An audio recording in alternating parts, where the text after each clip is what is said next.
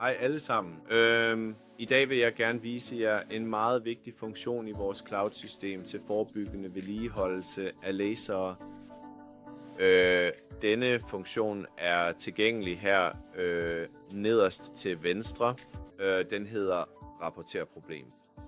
Så den primære idé, vi havde bag denne mulighed, var at give jer alle mulighed for at rapportere, hvis noget ikke fungerer, som I mener det burde.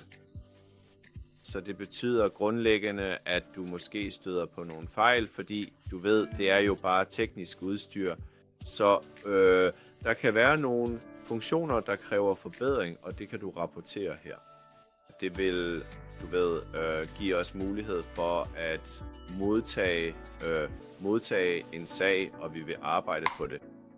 Det vil blive registreret og sat ind i vores arbejdskø, så tøv endelig ikke med at bruge det, hvis du oplever nogle problemer med at bruge vores system.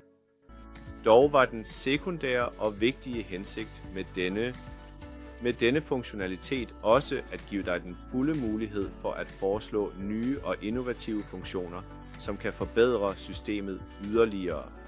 Så hvis du virkelig mener, at vi bør overveje at udvikle nogle nye og forbedrede funktioner eller yderligere muligheder, så brug endelig også denne værdifulde mulighed.